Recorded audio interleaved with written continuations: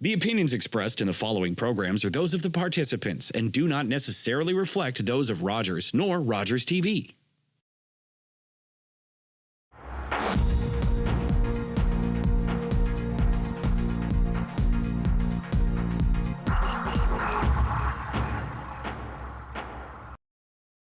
Hello, everyone, and welcome to another edition of Talk Politics.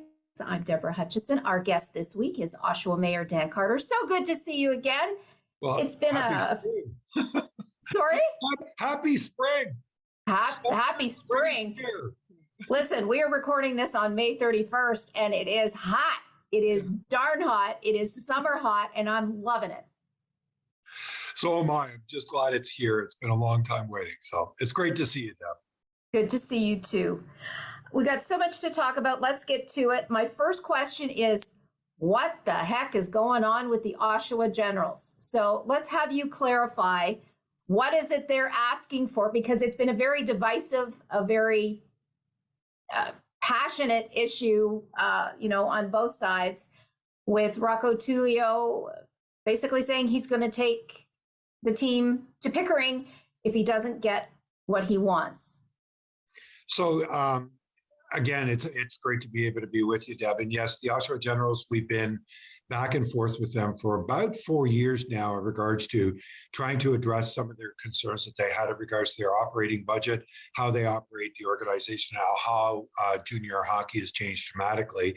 So we undertook an exercise to be able to do an environmental scan 3 years ago with the request of the Oshawa Generals. Their lease, by the way, and their agreement ends 2031, I believe.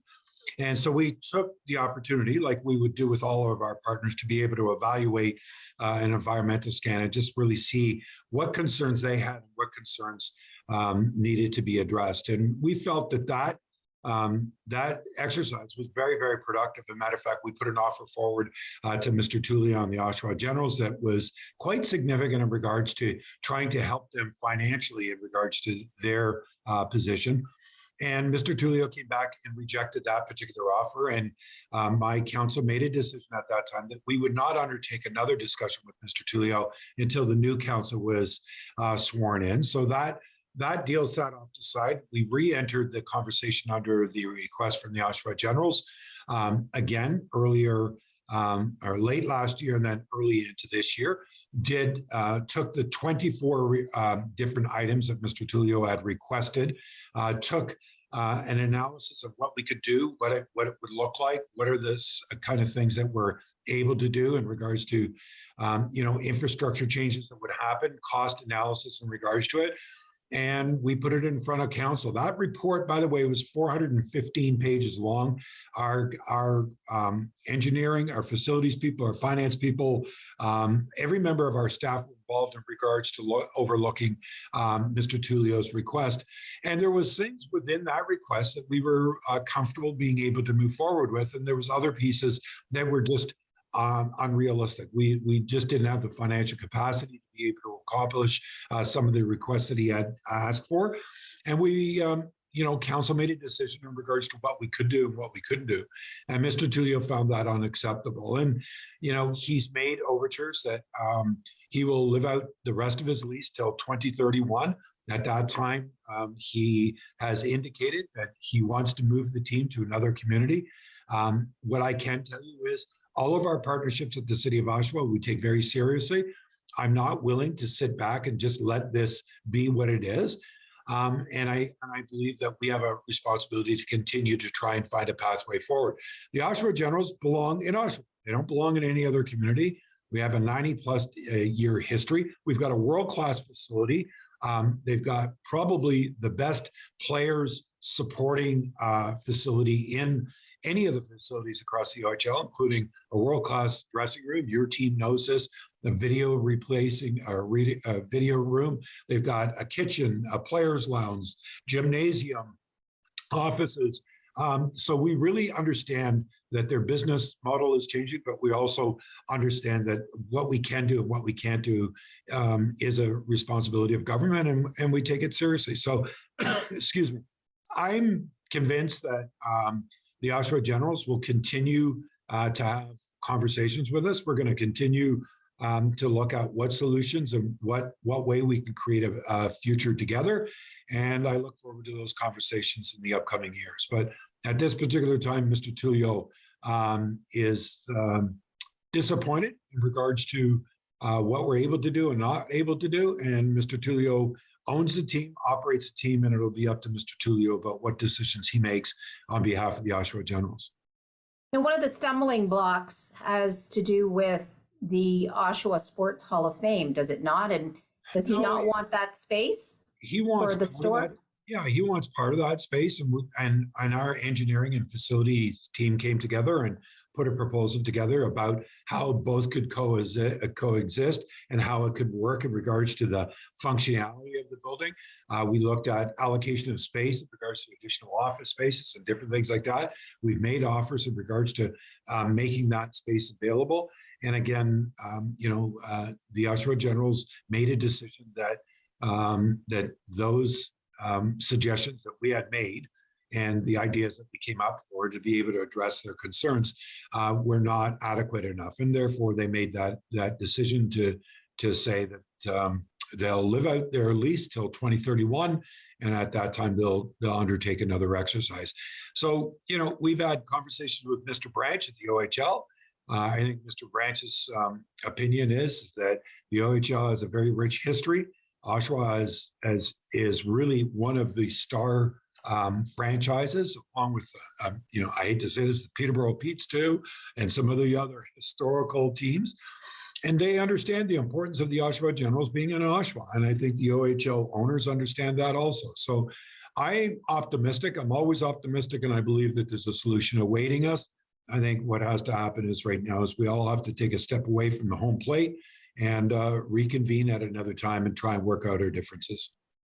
So it wasn't a case that, you're not willing to make some changes and rearrange locations of the store and the Hall of Fame, and you're willing to make changes, just the changes you proposed don't meet what they want. Yeah, every request that Mr. Tullio brought forward on behalf of the Oshawa Generals, like I say, the confidential report that we have is 414 pages long. It's quite detailed in regards to every aspect of what the request was. And what I can tell you is that with every request, there was a plan put forward.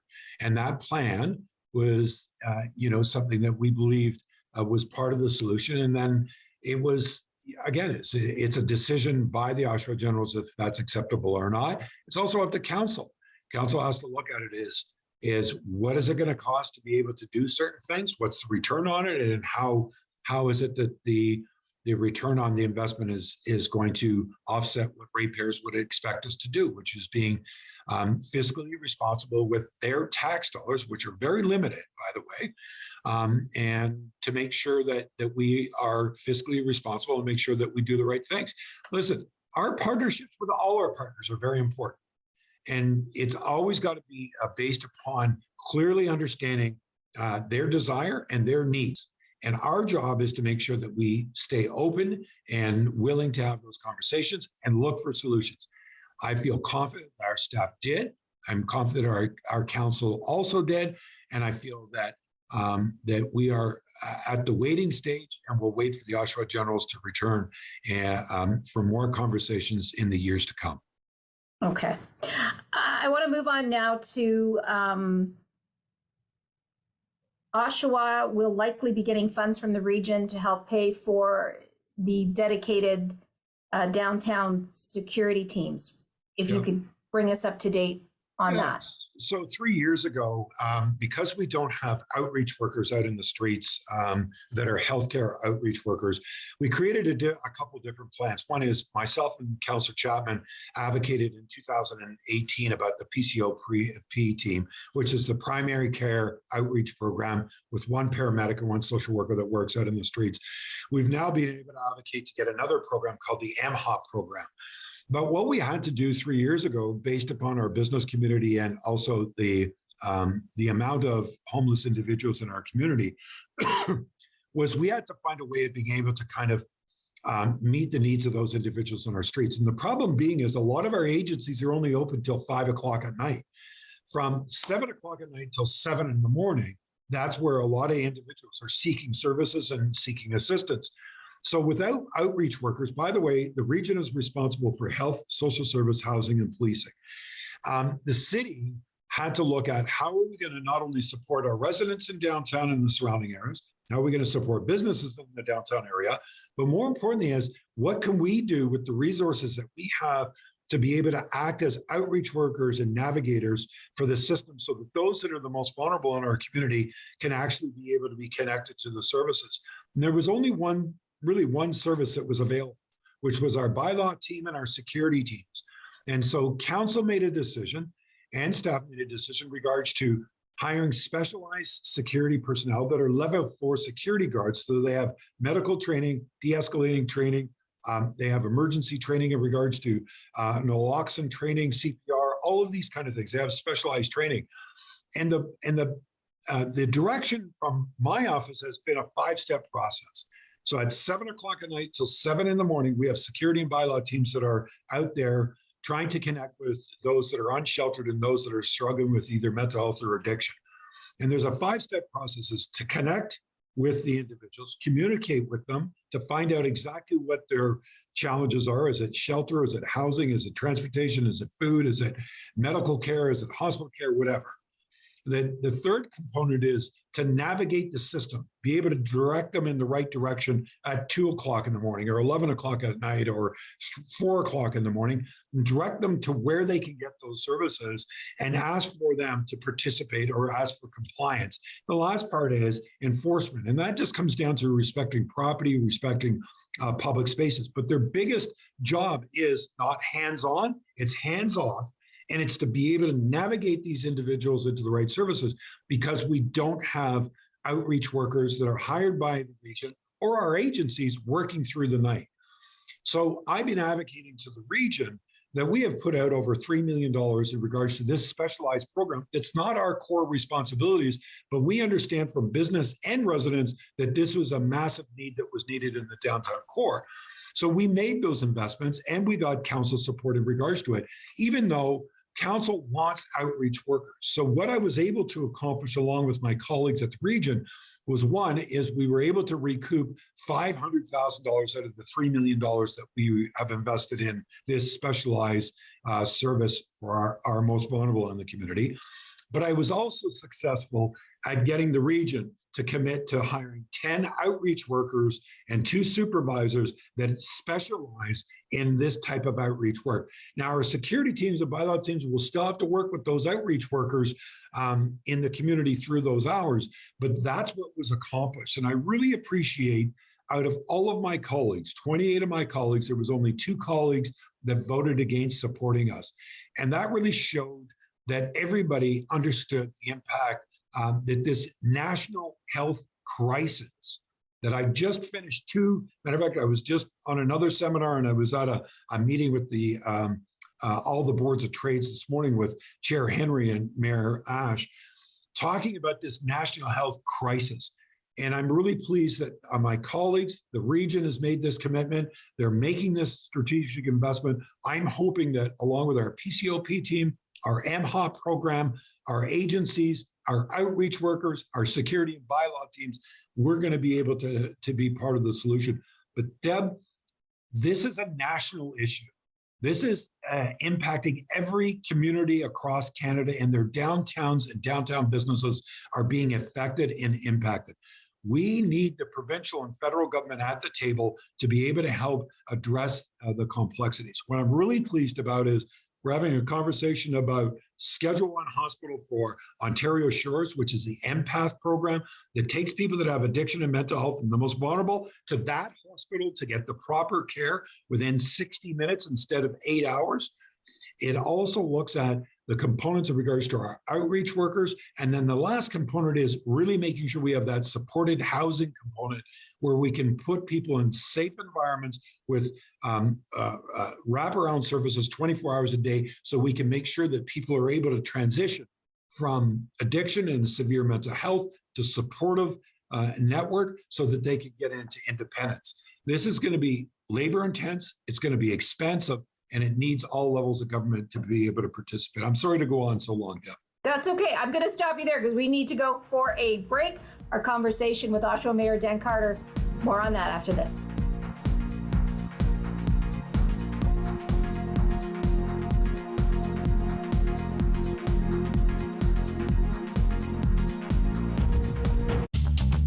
This program is brought to you by Ignite TV. Now you're in command. Visit Rogers.com for more details.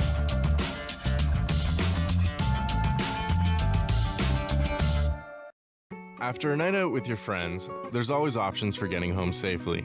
You could call your BFF, your mom or dad, whoever you can count on for a safe ride home. You could call your favorite cab company or 1-888 taxi guy. Or you could use the Arrive Alive smartphone app to help you choose your ride. Be it a friend, transit, or taxi, getting home safely is app easy. Now available for iOS and Android devices. Visit arrivealive.org to find out more. Arrive Alive. Drive sober.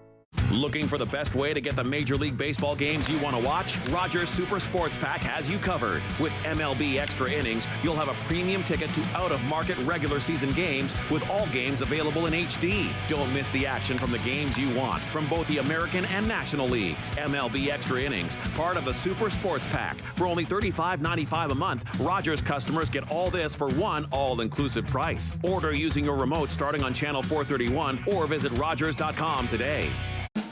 Hello, I'm Judith Tate, host and producer of At the Heart of Business. Join me each week as we get to know women in business and learn all about their challenges and successes. That's At the Heart of Business right here on Rogers TV. Hi, I'm Daryl. And I'm Julie. We're the hosts of the Mindvine Mental Health Show presented by Ontario Shores Centre for Mental Health Sciences. Each episode, we get the conversation going by talking with experts and people impacted by mental illness. Join the conversation with Mindvine. Only on Rogers TV. You're watching Rogers TV.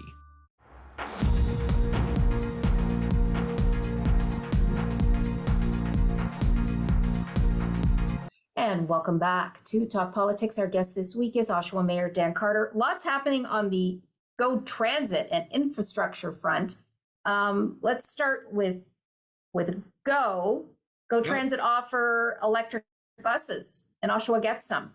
Yeah, so Durham Regional Transit is also going through this transformation from combustion to electric buses. They're on order. And matter of fact, the infrastructure in regards to our new North Depot for Durham Regional Transit, they'll be building specifically for the electrification of buses. In the south end at Raleigh, they're also doing the infrastructure changes now to be able to accept buses. So we're seeing this transformation from combustion, of course, to electric vehicles, and it's an exciting time. Go made that announcement. The premier, I think, was in town 2 weeks ago to announce that Go is going to also look at their buses and some of their buses and how they can electrify those. And then, of course, the Go train is a big part of electrification, and we're looking at, do we go this whole line from the new line from Oshawa out to Bowmanville about electrification on the CP lines on the north side of the 401. So this is a really exciting time. The public, I believe there's an public information meeting that is coming up on the 14th of June, I think it is, from 6:30 to 8:30. More information will be available through the media to be able to join that conversation, just bringing people up to date. But that also is going to be a significant, huge moment for our city, and of course for Bowmanville and Curtis too. But in our city, you're going to start seeing major infrastructure changes happening. And I'll just talk about, we've got, I think, 14 bridges that are going to have to be rebuilt. Certain roads are going to have to be rebuilt. The Simcoe Street corridor is going to change dramatically. Matter of fact, this July and August, starting this July, for the next 2 years, we're going to have a brand new bridge at Simcoe on the 401, a new off-ramp at the 401, a new on-ramp at the 401, which is really, really good news about that. That'll change that whole Bloor Street coming off, making a left, and then going north. So that Good. Yeah, I know. Trying to make that left. I know. So that's gonna change. So that's a really exciting infrastructure project. And by the way, if you want to see that we're really serious about GO Train, the old PPG plant has been demolished. And that will be a brand new community, office towers, residential, green space that'll be right across from the GO station. That's a really exciting thing to be able to see. And that's going to change that whole corridor from, both south of Bloor and north of Bloor coming into the core of the city. You're going to see massive changes in there. So we're really excited about that. The other thing is the Harmony Road and 401 interchange will be pushed eastward, and a brand new interchange will be put in there also, and that'll be starting in about 2025. And we're excited about that, along with the expansion of the 401. You're going to see a lot of infrastructure changes happening in the city because of the GO train, but also because of the changes that MTO is making on the 401 and its bridges. It's about time. I'm excited about it. There's going to be some changes. Laval, you won't be able to enter Laval from Simcoe. That'll be closed.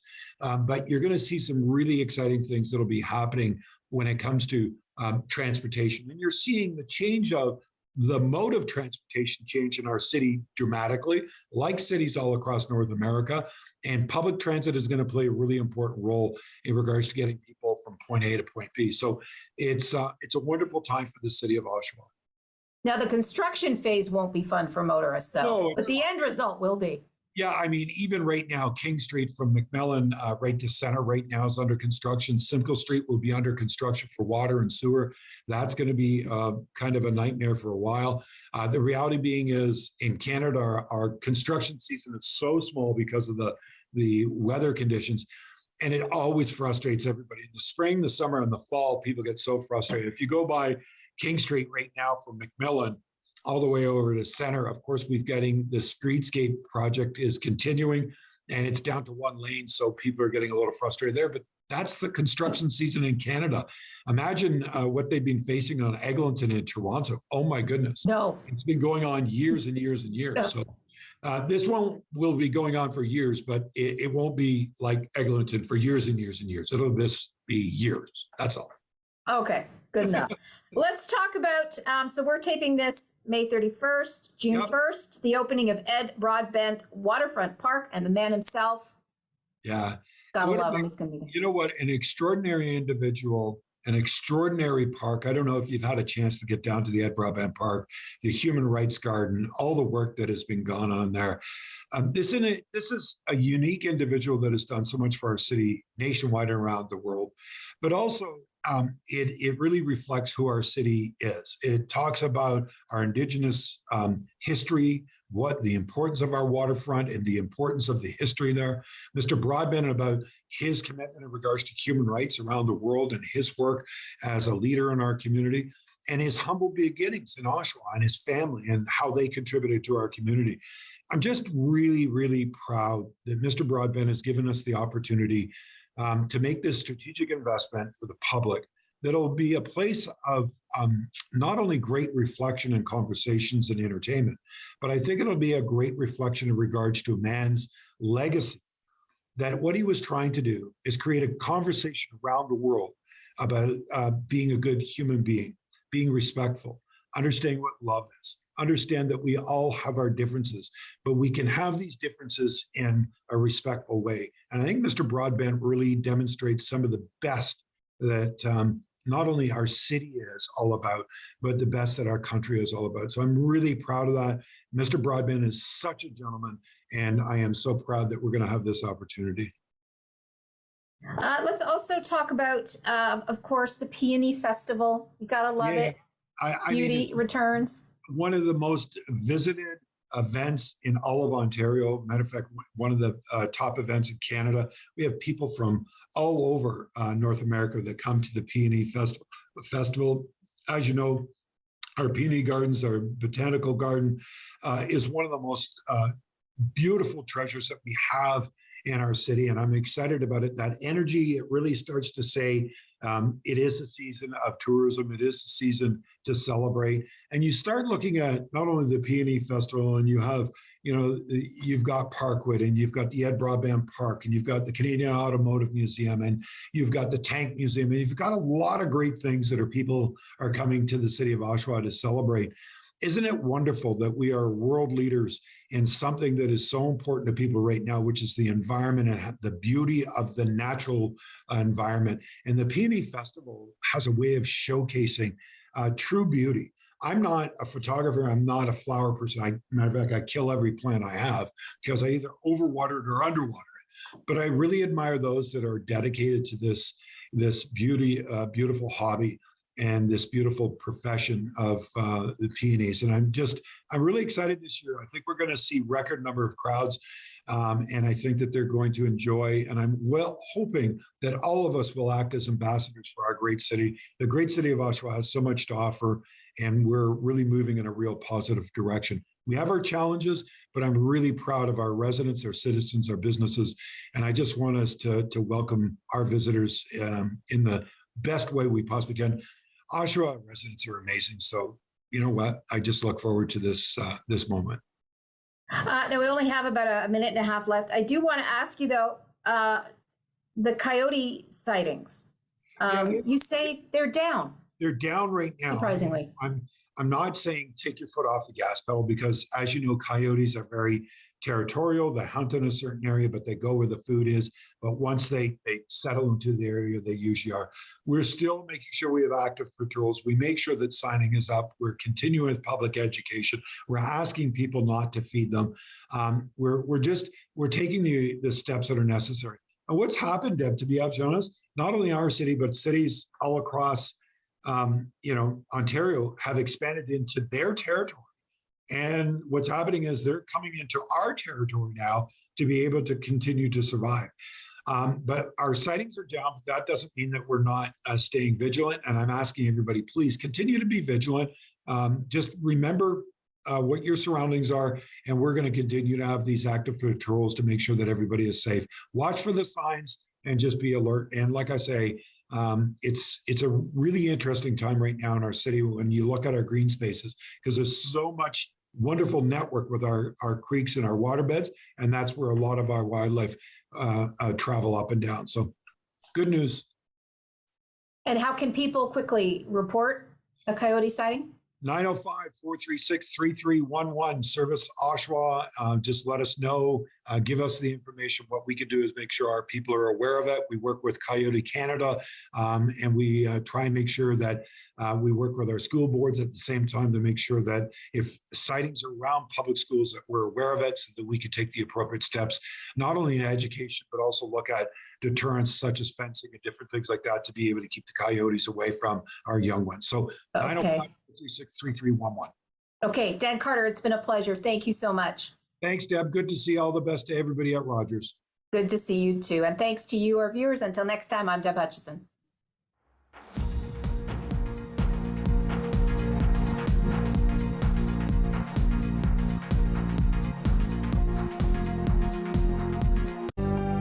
Call the Rogers TV viewer response line.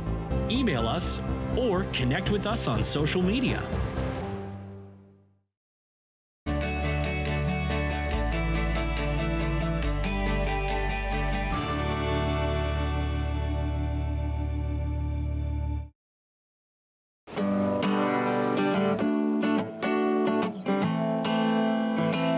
I'm a singer-songwriter from Six Nations, and I've been writing songs about my experience, and with that being said, it's helped me hold hope in my heart in following my dreams and being resilient to everyday Indigenous battles.